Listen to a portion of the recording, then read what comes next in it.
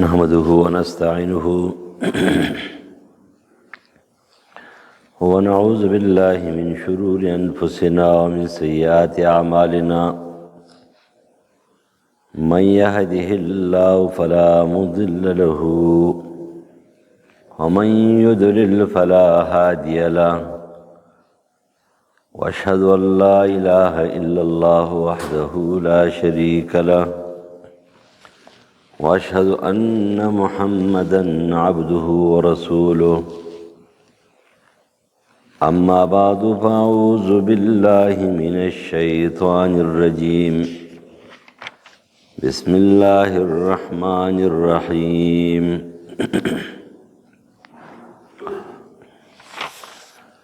ويخرون للأذقان يبكون ويزيدهم خشوعا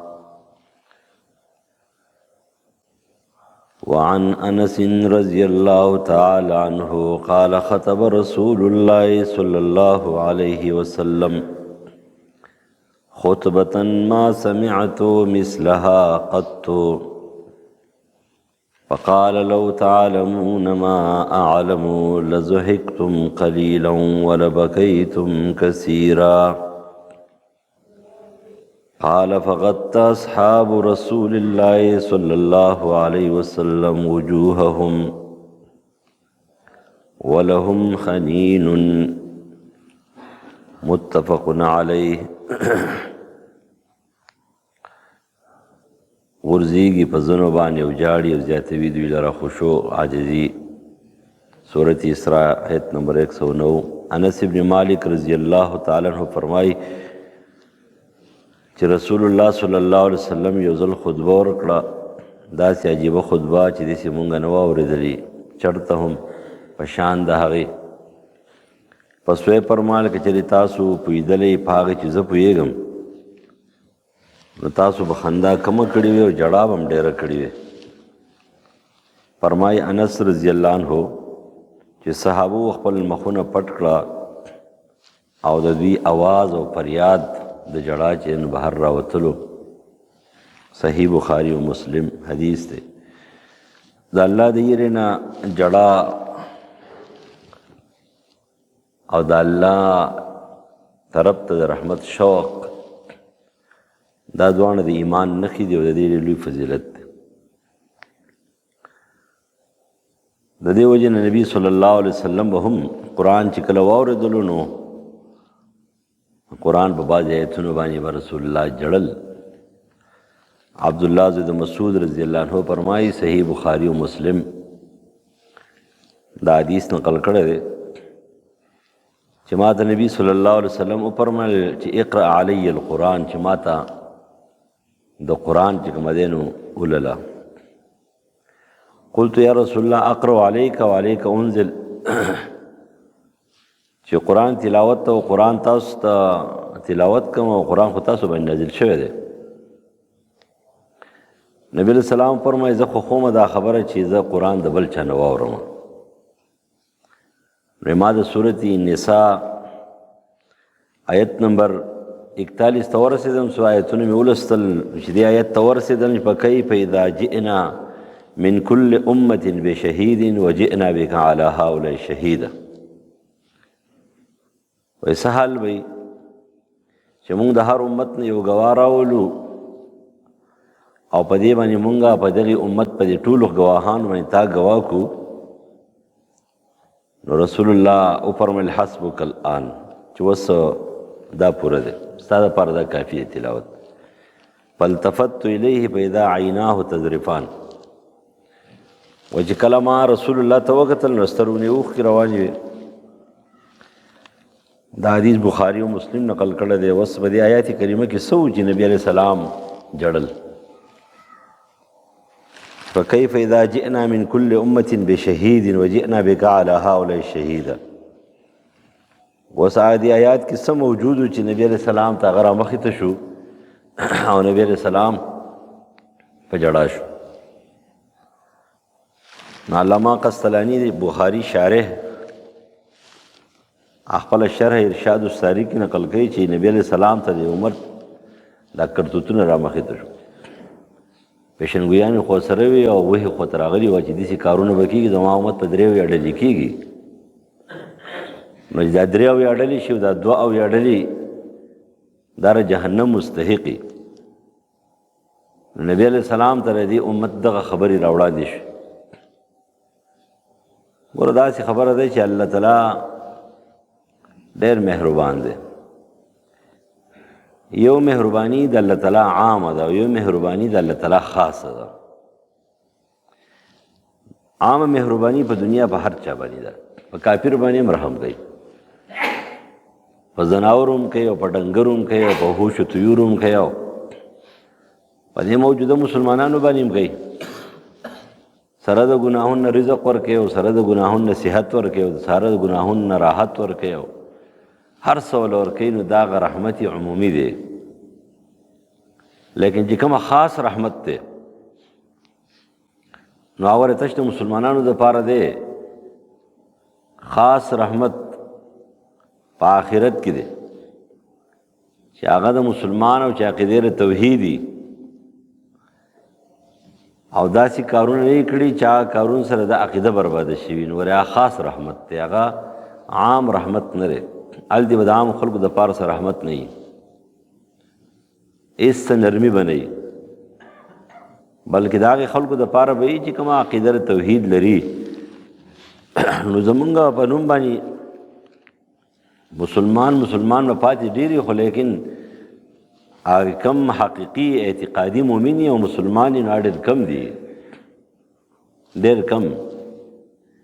دا پته ورته هم نشته دی چې یاره تپوس دې وکړې چې اسلام څه ته وایي، ایمان څه ته وایي. سړی اسلام او ایمان نه پېژني نو مسلماني به څه وي؟ لکه تاسو په خپله سوچ وکړئ، سړي نه تپوس وکړئ، دومره غټ غټ تعلیمونه یې کړي دي او د هغوی تعلیم په دې ځایونو کې شوی چې هلته قرآن او حدیث ټچ کړی نه وي.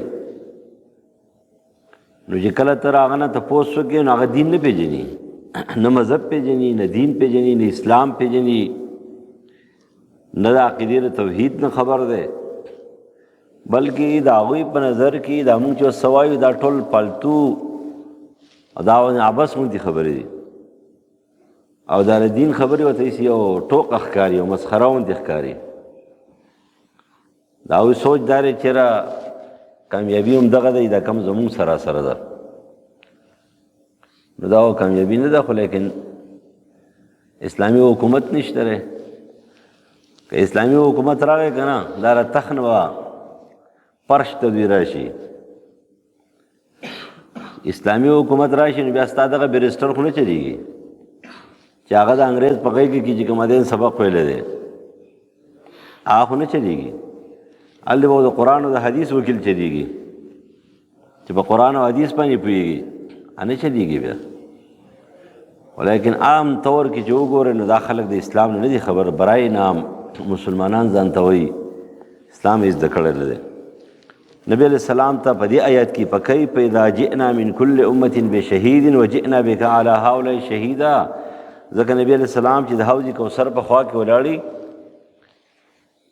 نو څه خلک به وایي چې مونږ د دې امت خلک یو، فرشتې به مني کوي. نبی علیہ السلام فرمایي دا خو زما ملګري دي، زما امتیان دي او صحابي، دا ولې نه راپرېږدي حوض کوثر؟ نو فرشتې به ورته وایي چې دې خلقو ستاسو د وفات نه بعد څه کړي، تاسو څه پته ده؟ دې د وفات نه بعد چې کومه دی دا دین پرېښی دی، مذهب یې پرېښی دی، برای نام مسلمانانو د دې وجې دوی د دې حقدار نه دي چې دغه ځګي ته لاړ شي. نو د عقیده توحید ډېر اهمه خبره ده. په دې وجه باندې د مؤمن صفت هم دا دی چې دی به څه کوي، دی به د الله د خوف نه جاړي، یره به یې ورسره ځان له چې کیني که نه ځان له به سوچ کوي، فکر پکې. د جړا ډېر ښه شی دی، خو تاسې یو داسې جړا دی سړی چې ډک پک راغلی که نه، هغه جړا نه چې زړه درد وکړي. خوف الهي مخې ته شي او سبا مخې ته شي، سبا به څه کېږي، زما سره به سبا څه کېږي. الله خو غفور رحیم دی، خو دی په دې باندې ډاډه کېږي نه، دی الله غفور رحیم دی، خو یاره که د ګناه تپوس را نه وکړي نو در توبه وباسي، نا امیده کېږي به هم نه. ځکه چې ایمان بین الخوف والرجا دی. هم د الله نه یریږي، هم د الله د رحمت امیدواري. دا د مؤمن صفت دی. داسې نه شي که دا به مساوي وي، دواړه خبرې به څه وي، دا برابري. ویکون خوف ورجاء سواء، چې د یره او د امید دا به څه وي، دا برابري. ابو هریره رضی الله تعالی عنہ فرمایي چې رسول الله صلی الله علیه وسلم فرمایي لا یلج النار رجل بکا من خشیة الله حتی یعود اللبن فی الزرع. یو سړی د الله د یېرې نه ویریږي، او د الله د یېرې نه چې وجاړي، د الله د یېرې نه چې سړی جاړي، نو خامخا عقیده توحید الله مني که نه، برنا خو نه جاړي. لکه د الله د یېرې نه وجاړي، نو د عقیده توحید د الله مني، آخرت مني، جنت مني، جهنم مني، عذاب قبر مني، بعث بعد الموت مني، او دې وجاړي د هغې نه. نو نبی علیہ السلام فرمایي چې حتی یعود اللبن فی الزرع، دې جهنم ته نشي داخلېدلی لکه څرنګه چې غلان دي ته بیرته شودنه واپس کیږي. دا ناممکن دي. نو دغه شانتي د دې سړي جهنم ته تلل دا ناممکن دي، معنا دې نشي داخلېدلی جهنم. الله نه یریږي. ولا یجتمع غبار فی سبیل الله ودخان جهنم. او چې د الله په لار کې وتلی دی او ګرد پې لګېدلی دی، نو دغه ګرد او د جهنم لوګی نشي جمع کېدلی. دا جړا چې کومه دی نو ښه شی دی، خدا په قرآن کې ده. قرآن تلاوت کوي یا په تدبر سره کوي، تدبر سره کوي، نو الله تعالی هغه کې زړه کې رحم راځي. د دې وجې نه سلف په ډېر زیات تلاوت کولو. مشهور خدا و چې امام ابو حنیفه رحم الله چې دی نه هغه په 24 غنټو کې قرآن ختمولو په روژه کې. نو بعضې خلک داسې اعتراض کوي چې دا چېرته کېدی شي، دا عقل نه مني او دا پلانکی نه مني، 24 غنټو کې قرآن څنګه ختمېږي. خدا چې کومه انپړي که نه انپړ کتاب څوک نه ګوري، د هغه ورې دغه انجام وي. یوازې هغه نه و، علامه دمشقي تاریخ دمشق ورته وایي، تاریخ ابن عساکر ورته وایي، تاریخ شام ورته وایي. 80 جلد کې کتاب دی. په 5م جلد کې نقل کوي چې امام شافعي رحمه الله به په 24 غنټو کې قرآن ختمو، بلکې عادت یې دا و، یوازې روژه نه، عادت یې دا و. او د امام بخاري شاګرد دی، غالب زوی د جبرائیل. آپ سوانی عمری د امام بخاری کې نقل کوي چې هغه په روژه کې په 24 غنټې کې قرآن ختمولو، او کله وایي چې نه هغه 2 قرآنونه ختمول په رمضان کې روزانه.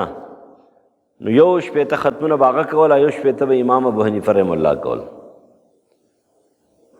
اوس نږدې نږدې چې کومه دی د عربو غټ غټ خلک نیولي، دا چا ته پته نشته. نو باغ امام دی، هغه غټ عالم دی، محدث دی. هغه ویل چېرې ما د امام شافعي رحم الله، د امام ابو حنیفه، د امام بخاري د تلاوت ته اقوال ولیدل، نو ما لږ تعجب هم وکړو چې خو ډېر ګران کار دی. چېرې د سهار نه ماښامه پورې، ماښام نه سهاره پورې 2 قرآن ختمول. نو هغه جیل ته تللی، 30 کاله جیل، لکه 46 سال جیل به ختلی. تش په د حکومت د دغې دا ټیرونه چې په سر کړي دغه ټیرونو خلاف خبره یې کړو چې دا د یهودي جنټان دي، یهودیت اوس په حرمینو کې راولي. نو په دغه یو ټکي هغه ګرفتار دی، او هغه ګرفتاري هم ته دا 10 کاله جیل پې ختلی و. داسې بهادران اوس هم شته. او هغه جج ته وایي چې اتق الله، ظالمه د الله نه ویرېږه، ما باندې څنګه 10 کاله جیل خېږي. نو ویل 20، هغه ته بیا خاندي، وایي اتق الله، وایي زه پسې به بره. نو 46 سال ته ورسېدو، او بیا هم خندل پسې. نو هغه دا لیکلي دي، خپله یو رسالې دفعه کې لیکلی دي. ما دې باندې تعجب کولو، هسې چېرې دا به څنګه کېږي چې سړی د سبا صادق نه والا تر غروب آفتابه پورې یو قرآن ختم کړي، او بیا د غروب آفتاب نه والا تر سبا صادقه پورې. نو چې کله جیل ته لاړم، نو ما ته پته ولګي چې دا ویلی شي، دا خو ممکن ده چې عام عادتاً 24 غنټو کې قرآن ختمېږي، تدبر څه ختمېږي. چې کله یو سړی ماهر وي، هغه یې کوي. هغه خلکو د قرآن د تلاوت په زیات کولو، دا د دې دپاره نه چې یو رسم او یو رواج او د تلاوت دې دپاره کو چې زړه کې درد پیدا شي. درد. کله عبادت په خشوع سره وي که نه، توجه سره وي، خشوع سره وي، بیا د انسان په دې وجود کې بدلون راځي، سوچ کې بدلون راځي، د انسان په زړه کې بدلون راځي، د انسان په دې اعمالو کې په ناسته پاس کې بدلون راځي. خو چې کله توجه نه کېږي. عبدالله زوی مبارک رحم الله یو آیات ټیک کړی دی. عبدالله مبارک کو مخکې خو داسې نه و که نه، عبدالله زوی مبارک خو یو عیاش انسان و، لیکن هغه چې دی نو یو آیات چې دا قرآن د هغه انقلاب په دماغو کې راوستلو لاړو، څومره غټ سړی دی جوړ شو، څومره غټ انسان. بشر حافي رحمه الله هغه هم دغه شان د انسان و، هغه هم پابسیات ورپسې و، هر څه به یې کوله، لیکن د قرآن د یو بسم الله قدر یې وکړو. امام رازي نقل کوي په مقدمه کې، اتره به پورې کړو، هغې انقلاب پاک راوستلو، دومره غټ بزرګ عالم و محدث تی جوړ شو. قرآن سړی بدلی، دې ته توجه وکړي که نه، دې په توجه سره دا کینو د دې وجې د الله د خوف او د یرې نه جړه در ایمان صفت دی. کم سړی چې هغه کې درد وي، د الله نه یره وي، د هغه سترګو نه اوښکې لاړې شي. یو خو دا دی چې تاسو نعتونه واورئ که نه، یا هغه چې په خوږ اواز باندې څه ټپه واورئ، هغې ته هسې برناقه جاړئ که نه، هغه نه. او د انسان په زړه کې یو رګ دی، هغه خو هغه رګ چې سړی هسې حرکت ولې ورکړي، هغه د رباب ستار تار دی، په خبره بې اختیاره جاړي. بیا د بعضې خلکو په زړونو کې چې دی، بعضې خلکو انسانان داسې دي چې دوی برناقه دغه رګ چې کومه دی هسې رپېږي جاړي، د سترګو نه اوښکې رواني. دغه نه، دا د انسان د خوف مخې ته شي، خپل حساب ورته مخې ته شي، خپل اعمال ورته مخې ته شي، د الله تعالی چې سره ملاقات مخې ته شي، دا د میدان محشر دا سوچ مخې ته شي، بس دی په جړا شي. دا علي په جړا کېږي، دا خو کلک ایمان والا دی که نه، الله مني، رسول مني، بعض بعد الموت مني، آخرت مني، دا ټولې خبرې مني، ځکه په جړا شي. نو چې کله په جړا شي، یو خو هغه د بوډۍ جړا د ولې جاړه وایي، خوږ نعت دی وایي، پوهېږي پې نه. مونږ خو هم په دغې نعتونو نه پوهېږو، ځکه دا کوم نعتونه چې په دې خو زه سر نه پوهېږم دا څه وایي، خو په خوږ اواز باندې څه وایي نو هغې ته خلک جاړي نه. دا چې کله ته پې سوچ کې که نه، بیا دا درد پیدا شي، دا درد چې کومه دی نو څه دی، او دغه جړه دا ایمان نښه ده، او دا په مؤمن کې صفت پکار دی چې دی کله کله کې دا مراقبه، زه بار بار تاسو دا مراقبه خوښ شی نه دی.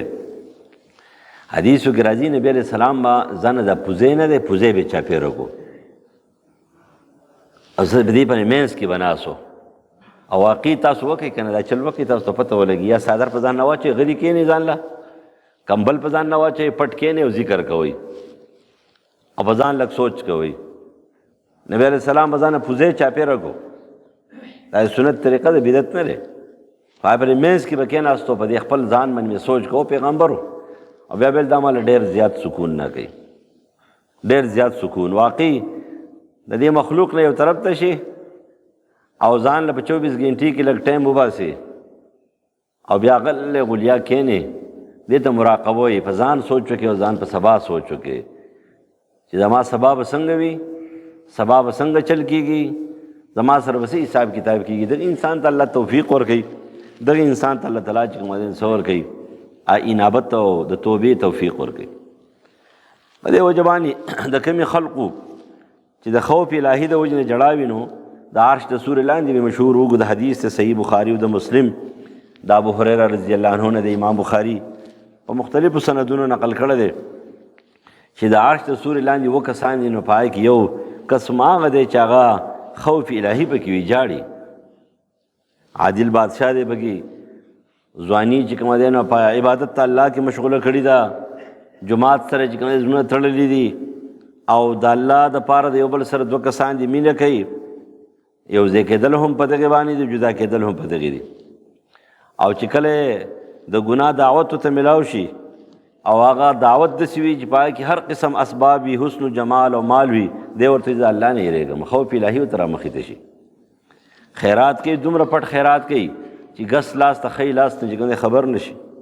ورجل ذکر الله خالیا، او بل سړی دی ځان له مراقبه کې ناست دی، دا خالیا نه مراقبه، ځان له مراقبه کې ناست دی. یو خو دې چې مراقبې دي چې خانه انسانیت پرېږدی، لاړ شي کله په مزار کې کینی، او کله په درګاه کې کینی، او کله په برګاه کې کینی، او خانه بس منظم پریدي او جمم پریدي او جماعتم پریدي جنازم پریدي او غم خادم پریدي دغه نه یادې وره دغه مسلمانی نه ده دا بیمانی ده. مراقبه معنی دار چې د 24 غنټو کې ځان له یو ټایم وباسي. دلته دې حدیث کړه ورجل ذکر الله خالیا، یو سړی ځان مراقبه کې خالی ناسي. مراقبه پیژنئ؟ مراقبه عربی زبان کی انتظار ته وایي. مراقبه دې ته ویل کېږي د سبا سوچ پتا کې پیدا شي. سبا د الله تعالی چې کوم دی نو سوچ کې چې الله به زما سره څه کوي، نو په فازت عینا دې د سبا په غم کې لاړ شي، سترګو نه اوښ کې لاړ شي، د سترګو نه اوښ کې لاړ شي. دا سړی چې دی د عرش د سورې لاندې بیدار ایمان نښه ده. دا سړی سره مومن دی، د ایمان صفت دی. په دې وجه باندې خپل ځان باندې غم پکار دی. نور دنیا ور رستو ده، خلک وایي که نه اول ځان دی پسې جهان دی. چې سړی ځان نه نو په جهان به څه وکړي؟ دا له سړي ته پته ورکړي چې کله سړی دا یا ډېر زیات مجبور شي او یا ډېر زیات بیمار شي یا ډېر زیات قرضدار شي. دته بیا پته ولګي چې واقعي څوک پکارېږي او څوک نه پکارېږي. په دې دنیا کې چې دا دنیا ده چې دلته څوک نه پکارېږي، نو په آخرت کې به څوک څنګه پکار شي. چې د ابراهیم علیه السلام غونتی انسان چې هغه د فرشتو سره جګړه کوله چې لوط علیه السلام دی پکې او پلانکی دی پکې او تاسو څنګه عذاب را لېږئ. دومره رحیم او دومره نرم انسان، لیکن د میدان محشر کې چې کله د هغه نه مطالبه وشي څه غواړي، نو هغه د بل چا نه دی خبر، خپل ځان غواړي، نفسي نفسي چې پروردګاره ما معاف کړې، بس نور د چا غم را سره نشته. هلته څوک د چا په کار نه راځي. د دې وجې نه عقیده په کار راځي او عمل په کار راځي. په دې دنیا کې چې کومه څه دي دا خرچې دا په کار راځي، او هلته څوک د چا په کار نه راځي. او دا جړه ځان له دا جړه او دا فریاد او دا سوچ، دا تفکر نه دی، دا فکر د ډېر عبادت نه بهتر دی. ځکه دا په انسان کې بدلون راولي، د انسان زندگی بدلی. نو دلته ورته وایي چېرې یو سړی د ځان نه ناست دی، ورجل ذکر الله خالیا ففاضت عیناه. ففاضت عیناه سترګو نه اوښکې چې کومه دا وبهیږي او بس دې دغه شان متحیره پاتې شي. په دې وجه باندې دا نیکان خلک چې څومره تېر شوي دي، دا داسې خلک نه وو چې ته په څه نه پوهېدل. ذهن کې دا راځي دا په څه نه پوهېدل، دا په هر څه پوهېدل. ډېر غټ خلک وو، که چا تجارت و تجارت یې کولی شو، ډېر ښه تجارت یې کړی دی. داسې نمونې پیش کړي دي، حیران به شي ورته. که حکومت یې کړی دی نو سم حکومت یې کړی دی، که جهاد یې کړی دی سم جهاد یې کړی دی، که تعلق یې و سم تعلق یې و. داسې نه و چې دا بېکاره خلکو په هېڅ نه پوهېدل. د خلکو په ذهن کې دا دا بېکاره خلکو په هېڅ نه پوهېدل. دا ډېر غټ خلک وو. هغو ته بېکاره چې بېکاره غوندې شی چې کومه دی زوی چې ټکي اګا بېګا نه دی او په لسم کې 20 ځله پیل شوی دی، موږ پسې مدرسې ته راولېږئ. چې 20 ځله پیل شوی دی نو مدرسې ته راولېږي، نو او دا خبره پکې دا وکړي یاره چې ډېر کوشش هم پې وکړو څه نه کوې، زه خو د سر نه ولا ناظم ته داخله نه کوې. داخله ځکه نه کوي چې دا وایي چې ما پې ډېر کوشش کړی د دنیا دپاره خوند دی ونه کړو، نو موږ پسې رالېږي. دا بکواسي. اوس هغه چې فارغ شي نو هغه به څه شي؟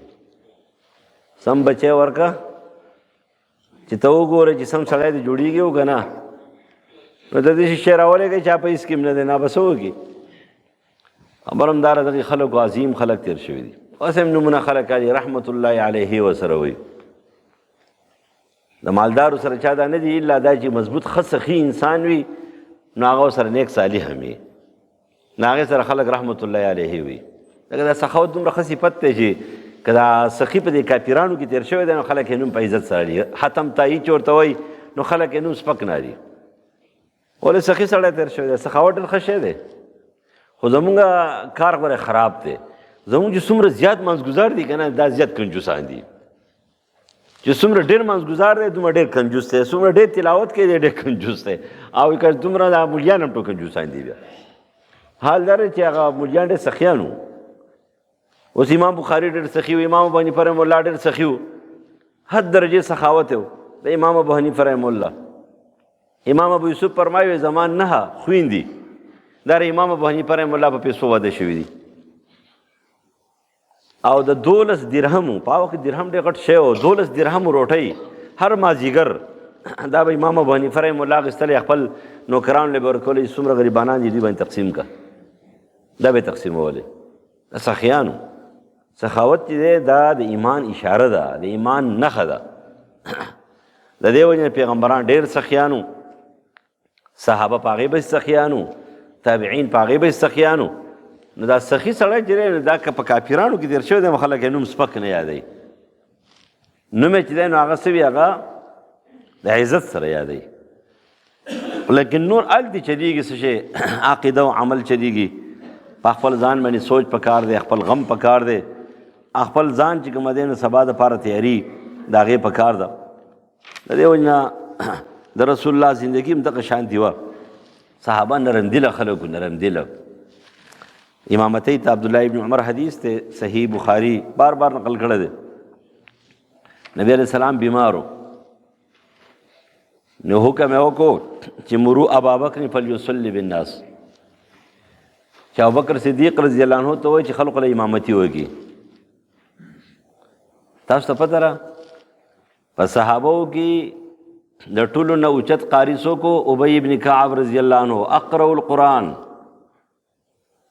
او د ټولو نه خوش آوازه څوک و ابو موسی اشعري رضی الله عنه اوتیتا مزمارا من مزامیر آل داود تا د آل داود ګنګړي درکړی شوي د خوش آوازۍ یعنی د تلفظ او د لهجې په اعتبار سره ټول نه اوچت قاري اقرا چې کوم دی ابی ابن کعب اواز نه او د ټول نه خوش آواز چې کوم دی نو څوک ابو موسی اشعري رضی الله تعالی عنہ.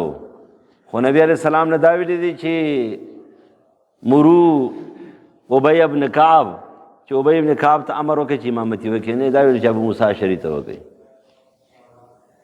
او ټول امت په دې متفق دی ابوبکر صدیق رضی الله عنه اواز چې کوم دی نو خوږ نه او نه چې کوم دی د ابی ابن کعب په شان دی اقرأ حکم یې وکړو چې مرو ابابکر فلیصلی بالناس ابوبکر صدیق ته چې امامتي وکړي. عایشه رضی الله عنها فرمایي زما سره یو غم پیدا شو خپل غم مې خدا و او ټیک د پاکي دغه صفت هو خو زما په زړه کې دا یو غم و چې هسې نه د ابوبکر صدیق رضی الله تعالی عنه دې مسلې ته وړاندې شي او نبی علیہ السلام دلته وفات شي نو خلق څه منافقان به پروپیګنډي شروع کړي چې نعوذ بالله چې ابوبکر صدیق مسلې ته وړاندې شو نبی علیہ السلام وفات شو دی چې کوم داسې انسانو نو خلق په ټول عمر دا خبرې کوي که نه خلک خبرې تاسو نه کوئ ټول خلک داسې کوي. یو وختي ورځو کې بیمار و بالکل په حالت نزع کې دی ما ته یو کس ویلی تر سره خامخا وویل چې دې راشي دې دم کې بس که مړ کېږي کار څه کېږي مالک الله دې ورنال مه کوه دم که مړ به شي بیا په ما پسې راړئ وایي چې مولوي صاحب دم کوئ څه شی مړ شو که نه زه هغه ټایم پوری ما پکې څه نه خراب یې ها خندل ویل چې نه ښه ټیک به را سره زیار څه چې کېږي نو زموږ ته زموږ خو هم دغه خلقو دا نظریې جوړې دي که نه چې معمولي خبره شي ویل چې لکه دا خو پلانکې دس چلو شو دس چلو شو. نو عایشه رضی الله عنها فرمایي ام المؤمنین چېرې زما په زړه کې دغه یره وه چې بیا دا خلک دا خبرې کوي منافقان وایي به چې دا نبي علیه السلام مسلې ته مخکې شو رسول الله وفات شو. نو ما ورته وویله چې د الله رسوله ابوبکر صدیق رضی الله عنه چې اسیف رقیق اسیف هغه چاته وایي چې غمجن دردمن وي هغه غمجن دی او دردمن دی او چې دې ځای کې ته راغې نو بیا به خپل سترګې اوښکې چې کومه دی نو هغه به په کنټرول کې نه وي بیا به جاړي. ان ابابکر اذا قام مقامک لم یسمع الناس من البکا د جړا د وجې نه به څوک اواز هم بیا نه اوري. دا جړا پکې وه واقعي زړه یې نرم و نرم دل و. نو د عمر فاروق ته وایي دی امامتي وکړي که نه نبی علیہ السلام بیا وویله چې مرو ابابکرین او چې کله هغه ولګېد حضرت عایشه حضرت حفصې ته ویل چې ته ورته ووایه او نبی علیہ السلام ته هغې دا وویله چې عمر فاروق په مخ کې شي ځکه دوی خو نه پوهېدلې. نو نبی علیہ السلام ورته ډېر سخت الفاظ ویل څه ورته وویله چې ان کنا صواحب یوسف تاسو هغه ښځې یئ چې زلیخې راغونډې کړې وې او د زلیخې خبره منله وه چې یوسف علیه السلام ته وایي د زلیخې خبره ومني تاسو په دې نه پوهېږئ. نو یو د مې حکم وکړ چې مرو ابابکر فلیصلی بالناس، زما مسلې حقدار صرف ابوبکر دی، وروسته به خلافت هم هغه کوي، حکومت په هغه کوي، بل څوک د دې حقدار نه دی. هغه جړا به ډېر کوله. ابوبکر صدیق رضی الله عنه په باندې سوا جړا به راتلله د دې وجې نه چې کله عقیده برابري، سوچ برابري، سبا غم وي، ایمان ټیک وي، نو د انسان په سترګو کې به اوښکې راځي، دی به دردمن وي، برناقه جړا نه، دی به دردمن وي او دی به جاړي. د دې وجې نه لږ ټایم ځان له وایستل پکار دی. مراقبه د شریعت خلاف خبره نه ده. په دې حدیث د سبعة یذلهم الله ورجل ذکر الله خالیا، ځان لکینی په مراقبه کې او په خپل ځان سوچ وکړي، په خپل سبا سوچ وکړي، دا خپل قبر غم وکړي، دا خپل میدان محشر حساب کتاب هغه رامخې ته کړي. بس دا سړی د سترګو نه اوښکې لاړې شي، زړی درد وکړي او دې دردمند شي، بس په ده کې بیا انقلاب راشي. الله تعالی زموږ زړونه د الله په خوف باندې دردمند کړي او الله تعالی دې چې زموږ په زړونو کې انابت پیدا کړي. الله دې پکې رجوع د ګناهونو نه توبه او رحمت ته او توبې ته رجوع د دې توفیق دې الله راکړي. الله تعالی دې موږ معاف کړي. ومان البلاغ.